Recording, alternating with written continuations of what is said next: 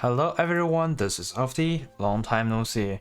There has been tons of update to this game. I haven't been catching up on producing videos, even though sometimes I record it. I just didn't had enough time to put it out. So this time I want to catch up on the latest news in this game. There are a couple things I want to say. I'll just go through them one by one. The first thing is there used to be a notice, but it's gone. It was too late. It basically means there is a new item in the shop called this one. Optional Your Gear Blueprint Chest. It gives you you can choose one of the blueprint from the 4 items: Vulture Shuttle, Vulture Eyes, Glory Crown, and Glory Golden Shoes. So what it does, I can show you later, but it definitely means that you can only get at most 1 copy of each your gear. So even if you buy this item, but you have all of the 4 potential choices already unlocked, you won't be able to unlock one more. It'll probably just be you have to sell it for 2 million gold, which is not worth it. So definitely, if you already have all of your gears, don't buy this pack at all. It's not a pack anyway. It's not a good pack anyways. But I can show you what they are in case you've forgotten. So the Glory Golden Shoes gives you more damage per whenever you have shield. It only works on Guardian. The Glory Crown gives you more block rate the first 15 seconds of the battle. It also only works on Guardians. This could be quite handy for Guardians, but this increasing damage rate, I'm not entirely sure. I don't know which Guardian really needs to increase damage. For the other 2 your gear, they are Vulture Ice, which gives you first a unique skill damage boost. It's quite a lot of boost. I think it's kind of good for partners that are going to just use one final skill to snipe the leader, like Kasumi. Or if you're just putting out some partner at the last for dealing damage to bosses like co-op. But I don't think these days the bosses are that hot or that difficult anymore. People just want to do whatever they can, just get some reward out of it, and that's it. So PvP is more important now. I see value in this, but I'm not using them very actively.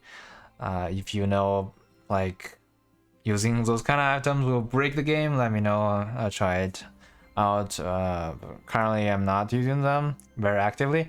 The last item is Vulture Shuttle. It gives you a lot of anger when you get hurt, up to 3 times.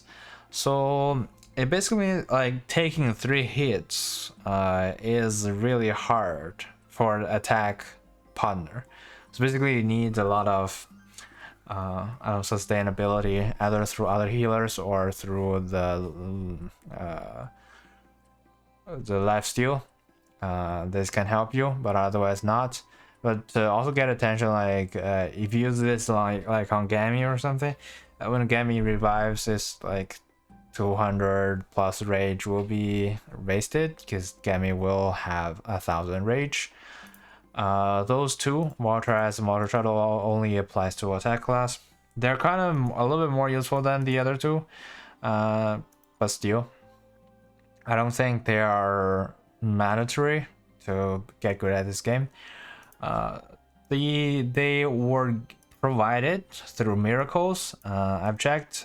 They're not permanent miracles. They're all through those limited time miracles. If you missed those, then that is a chance to get all of your gears, just to have that as an option to use.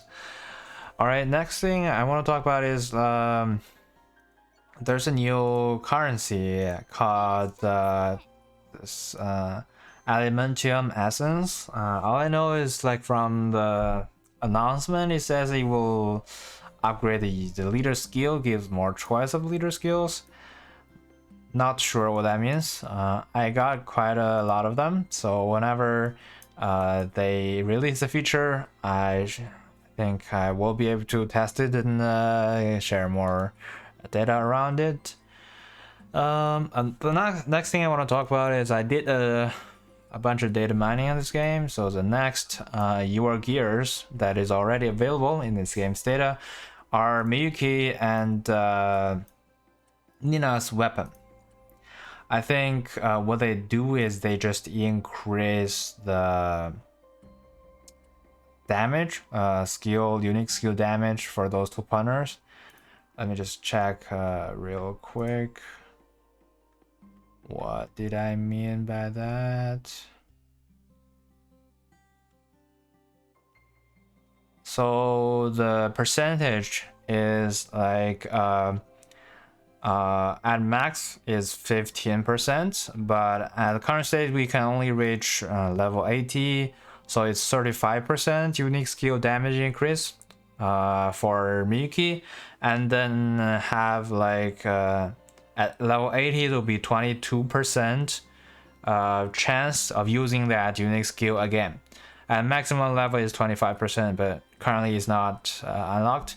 For Nina's weapon, at level 80, the unique skill damage increase is 18%, much more than Miyuki's, but you know, Nina is a low cost unit, so she hurts less. And the maximum at level 90 is 20%.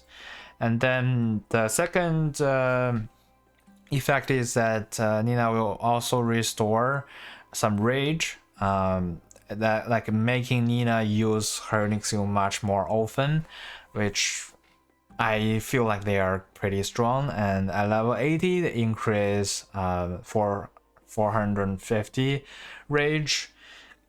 At level 90 increase 500 rage. So I know I don't have a good way of showing it because it just came from data mine. I can't just show you all the stuff, but I'll paste the description in the the gear description in this video description, so you can check that. That's it for some of the interesting data I found. It's very rare for them to have the UR gear data available in the data mine before it releases. Guess this time they does it. Also, the first season of Ares Battlefield has finished, so I kind of feel like it takes quite some time. It's not as bad as I thought it would be, but it's quite frustrating experience. It's like you kind of have to have some luck in order to win. Otherwise, if you get the best or the worst possible starting hand, no matter how good your team is, you're gonna lose to an average player. So the randomness is definitely there. There are also connectivity issues. It sucks. There's some other things, like I think starting on the first day of this cooperative engagement, I thought they had some improvements in UI. It was pretty fast, but now like it's pretty slow again. I don't know what changed. Like it always take a couple seconds to load into this interface, and whenever you get out, you need to take a couple seconds to get out of this screen again. So I have a special tip. I find out that so you know, when you are going back, you don't have to wait all those seconds. As long as you hit the back button on your phone, if you have it, like if you're Android, you can hit the back button, then it'll be much simpler for you. So you just hit the back button. Like you don't like see it's still like doing the loading, but I'm already in the home screen. Hopefully it'll save 1 or 2 seconds. Will make it less frustrating. Hope it helps.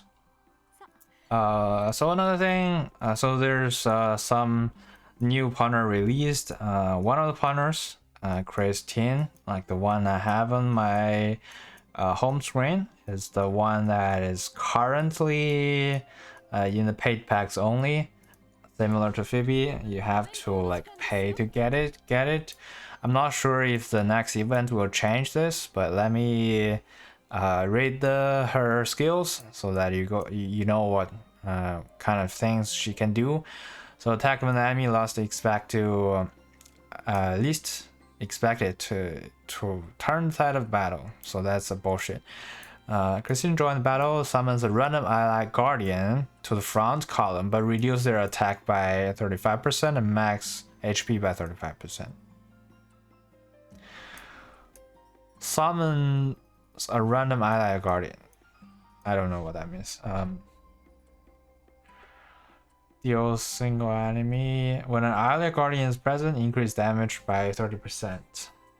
So it's kind of very high nuke damage. Yeah, I don't know her detailed stats. At 300, it might be fine. It might be a good amount of damage. It looks promising. The normal and special skills are not so interesting. So she is another light class that plays around guardians.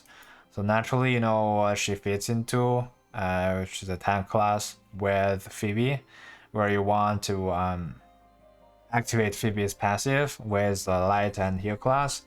So now we got Vivian. Vivian Awakening. So Vivian's pretty strong. Phoebe Awakening is a must-have light class for almost all the builds now. And if we use Christine, that's gonna be 3 light class already. Typically, you also want to use some of the healing partners. Diana is quite strong in PvP. Like nothing heals your leader as much as Diana, especially if you also have revive to revive Diana. Then your leader couldn't be more healthy. The time your leader will be killed very fast would be if you don't have Diana in your hand, or you don't have enough energy to play her. Otherwise, it's kind of pretty good card. The only counter to this is probably Phanabis, but Phanabis in general is a pretty weak card.